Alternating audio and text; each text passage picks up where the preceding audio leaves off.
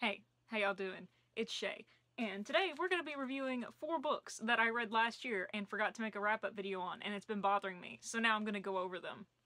After it's been a while since I've read a book, I'm always hesitant to review it or talk about it unless it really stuck with me, because ADHD, memory issues aside, unless you're reading constantly, life happens and you often just forget what happens in a book. But even then, I think to myself, you know, I still should be able to review the books, because what does stick with me or what doesn't stick with me speaks a lot for the book, no matter how much time has passed. You know what I mean? But as I said, I read these 4 books back in 2022, late 2022, so it's not that late, but it's still technically last year.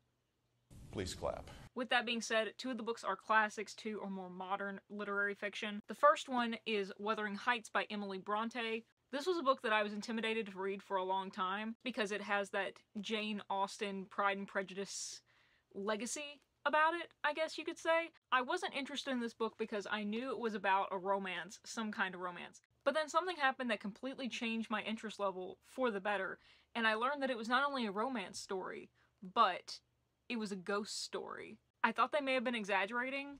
They're not. It's a ghost story. The ghost may not be part of the central plot, but neither is the romance. I'd say the spooky aspect takes place just as much as the loving aspects, because it's not so much a romance so much as a period family drama. I thoroughly enjoyed this book, even more so because the romance really does not take a back seat, but I think it fits in nicely with the actual true themes of this book, which includes like family trauma, family legacy, how those problems are passed down from generation to generation, family wounds, skeletons in the closet, all that jazz. If you like reading about that, especially in Victorian kind of time periods, and you like ghosts, this book's for you. I think it's accessible to read. I did have to take my time with it, but there was never a point where I was like, oh my gosh, I can't do this. Stop. It was good. It held my attention. If you're looking for a classic to read this year, I recommend Wuthering Heights. It's got strange men with questionable parentage. It's got swamps. It's got birds. It's got ghosts. It's got romance. Family trauma. What else could you need? Then we go straight to Gulliver's. That's how much I don't want to talk about this book. I can't even say the name right. We go to Gulliver's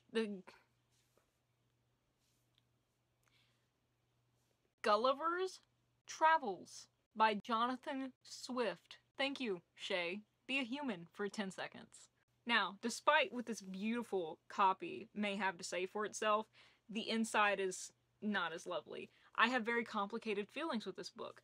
Number 1, look at the cover. It's gorgeous. It's beautiful. I picked it up in a used bookstore, and I hope to never get rid of it simply because of its nostalgic and beautiful air. But as for the actual story within, it's not that great. It is great, but it's not that great.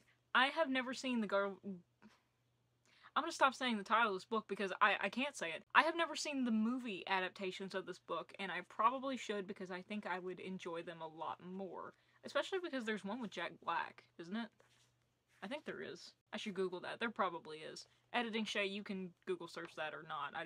I can't control you.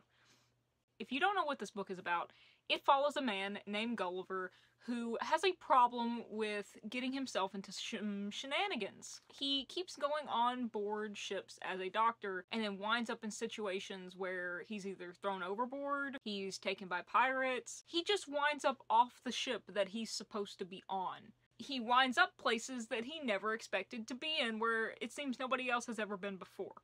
He meets new peoples, learns new cultures, almost gets killed a couple of times, you know. All in a Tuesday's work, to be honest. I think this is a great book in many respects, but the ways that it's not are too glaring to me. The ways that it's a great book. There was a lot of thought and effort put into this book, from what I can tell simply by reading it. Don't ask me about the chronological Wikipedia type history of this book or the author. I don't know. The story itself, from what I can tell, the cultures that the author, that Jonathan Swift, thinks up, he thinks it down to the minutia. He thinks about the monetary systems. He thinks about the languages, the niceties, what's polite, what's not, for all of these different cultures that Gulliver runs across. And there are many. And they're all unique as well. Not only that, but what I really enjoyed was watching Gulliver try to explain his own culture to these other cultures, which Gulliver's culture is England, it's English. Wow. Picture that. British man watching up on random shores of undiscovered places and then trying to convince him why his empire is the best in the world. Imagine that happening in history. But seriously, that was an interesting part of this book, was watching Gulliver consistently try to explain his own culture to these other cultures, which are just absolutely baffled by him and his customs. And a lot of the cultures are actually appalled at how Gulliver's society and culture and his take on humanity is. Obviously, it's a social commentary for how a lot of, I guess, Anglo-Saxon, westernized culture has looked at other cultures throughout the years. You know, oh, how humane, oh, we can't even fathom that, like, how that sounds evil, you know, blah, blah, blah, blah, blah. In that way, it was interesting to get it from the other perspective, to have the culture that we're so used to being shown as the peak of civilization shown to others, and then having them be like, oh, that's barbaric, that doesn't, here's all these flaws with that, and then have Gulliver be like, oh, crap.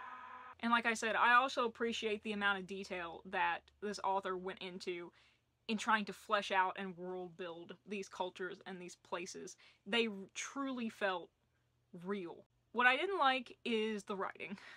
And I know, it's an old story. I know the writing is old, but I read Shakespeare just fine. Make that of me what you will. I don't care. I don't like the writing in here. It hurts my brain. This was literally such a slog to get through. Sometimes I could only read about like 3 or 4 pages a day, max. It took me pain to get through this book. There were some times that I did the old trick of reading the first sentence of a paragraph and then reading the last sentence of the paragraph, and I perfectly understood what he was talking about without having to read all the in-between. But specifically what he would drone on and on and on about is a problem that another book I read recently had. What book was it? It was people groveling over each other. What was it? Dracula! That's what it was. It was Dracula. And it must be something about like the English customs or something. I don't know why I said that. I don't know anything about English customs.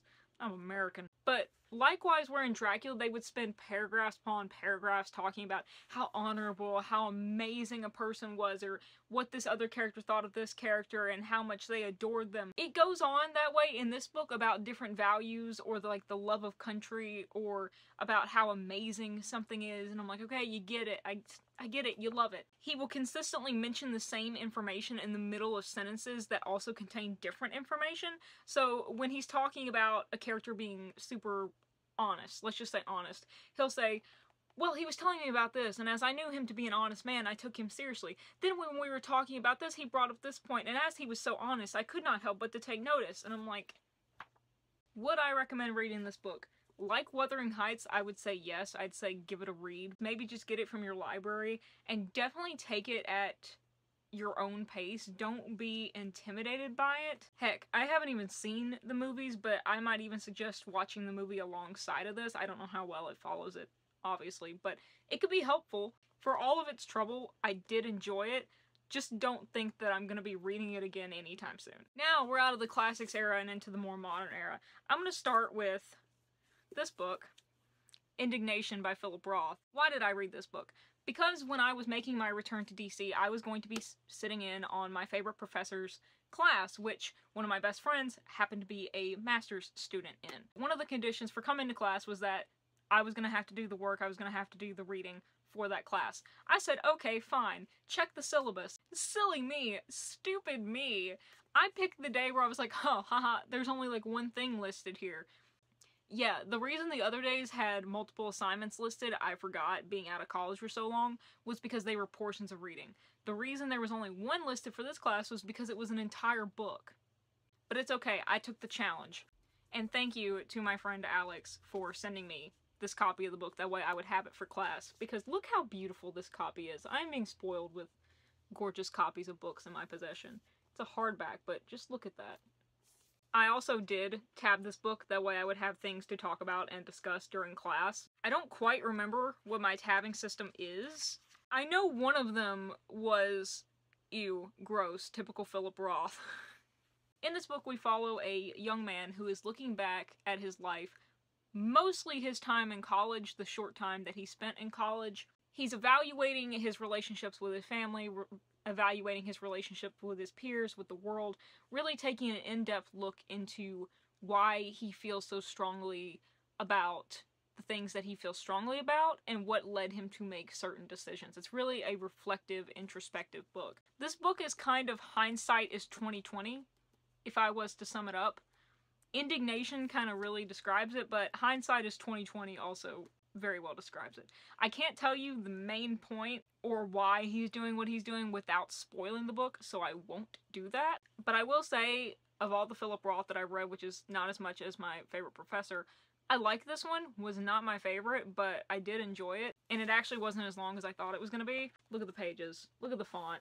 This was a super quick read. I pretty much read through this in like 2 days. Philip Roth usually isn't really my style, but there's a lot in his writing style that I can appreciate. I think he does little interactions between people that are real, as in not just there for performance purposes or for metaphorical purposes. I think they're very true to life. I think he does those well. And then sometimes he'll just slip in a metaphor or a description here or there to just blows my mind and keeps me hooked in. Kind of like Vonnegut in that way, where they're unconventional ways of describing something, but I'm just like, wow, that's amazing. Let me find my favorite one. Whereupon, as though following a stage direction, my father entered the house through the back door, still all charged up, reeking of cigarette smoke, and angry now, not because he'd found me in a pool hall, but because he hadn't found me there. I like this story. It was short, it was sweet, it was to the point. There's also a lot of symbolism if you're into looking for that and reading into that, but if you're not, I also think this is just an accessible, straightforward story. If you're looking to get into literary fiction, looking to get into a more modern classic author, I would say, look into Philip Roth, look into this book. Something else I will add is definitely check the content warnings before you get into this book, as with any Philip Roth book. But yeah, it was good. I enjoyed it. Thank you, former professor. I just realized we're bringing up this professor again because he's the one that gave me this book, and I have things to say about it. This is The Flamethrowers by Rachel Kushner. Professor gave this to me as a gift, I think for graduation or shortly before graduation. Maybe it was shortly after graduation, but we were talking and he was like, I read this book, I think you would really enjoy it, it's really got your vibe, I'm gonna send you a copy. And so he did, and it took me forever. It sat on my shelf forever because honestly, I was a little intimidated to read it because he's so smart that I was like, he's gonna want to talk to me about this book and I'm gonna be too stupid to say anything about it.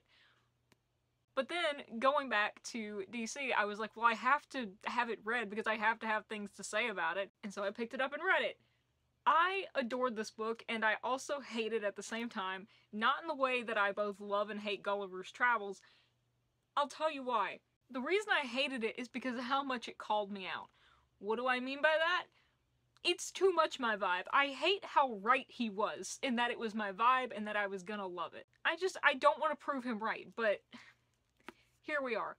I was interested in this book when he initially told me about it, because he was like, it's about a girl, she rides motorcycles, she loves motorcycles, she works on motorcycles, totally your thing, you'll dig it. And I was like, cool, that does sound like my vibe, I do dig the sound of that, give it here. It's a lot more than that, and I think he knew that. I think he just didn't tell me that because he didn't want me to know, but he knew I would figure it out. So this is me telling you, I figured it out, I feel called out, I see it, but I also respect it. I don't know if you can tell by my tabbing, I enjoyed it a lot. This book is about a girl named Reno. The year is 1975. She is an artist, and basically she's trying to find her way in the world, both just as a human being and as an artist. She loves motorcycles, she loves art, and so she's constantly trying to find a way to combine the two. She does that by mostly making her art about speed and what speed can create within art and how that's art within itself. Blah blah blah blah blah artsy talk. As the book begins, we are following her throughout New York City, just trying to find herself and get adjusted to New York City in the 70s as she meets these various people and tries to delve into the art scene. But when it really gets cooking is when she meets this guy named Sandro, who she begins a relationship with, because Sandro is an heir to an Italian tire and motorcycle empire. Sandro is also an artist like Reno, and so this book also focuses on that, but it focuses on a lot more than that. I love the world building in this book. I love the dialogue. I love the individual characters.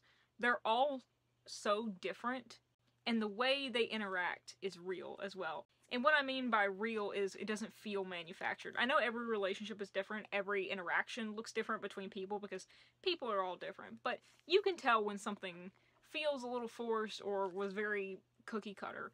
This doesn't feel cookie cutter at all.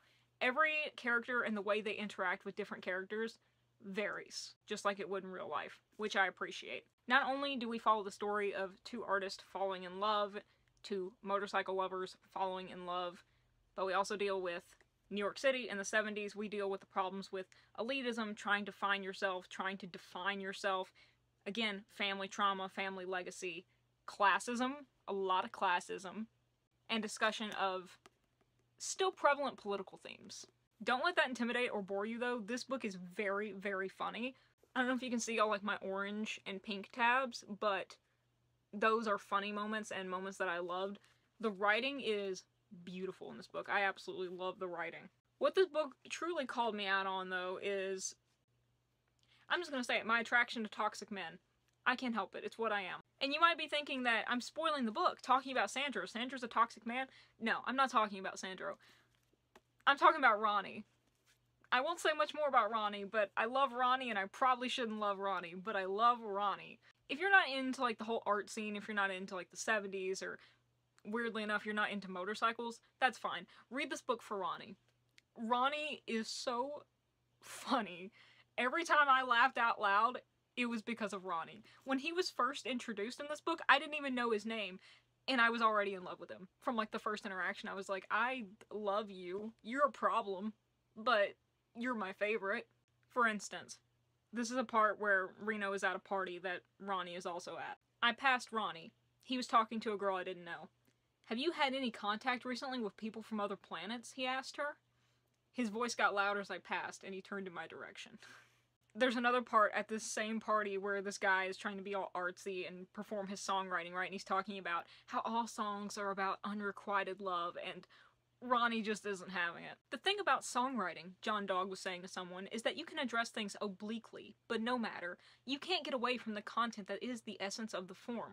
All songs are about unrequited love. Except Green Onions, Ronnie said, which isn't about love at all.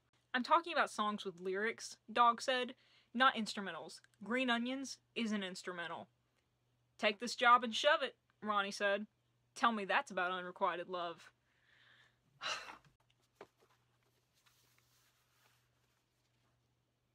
And you can skip ahead about 10-15 seconds if you don't want to hear this, because it's kind of a spoiler, but not really a spoiler.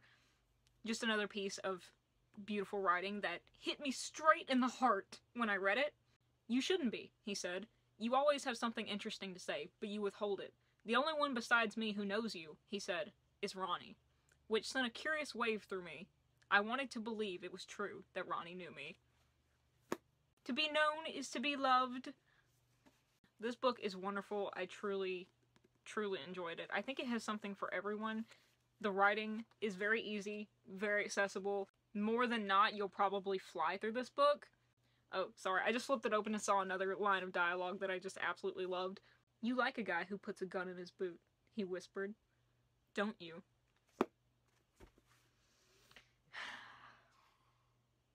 Okay, promise, I'm done. It's good, read it. I think you'll enjoy it. I really enjoyed it. I'm probably going to reread it in a few years, going to let myself forget it and get over the emotions that I had. Yeah, not really, probably not. As in, get over the emotions, I will read it again. That is going to be all for this 4-book wrap-up. I'll be posting a wrap-up at the end of the month with the current books that I'm reading for this month and let y'all know my thoughts then. I also have a playlist just for all my book videos that you can check out. As always, thank y'all for watching. I really appreciate it. And if you haven't heard it from anyone else today, I love you. Love and peace. Till tomorrow.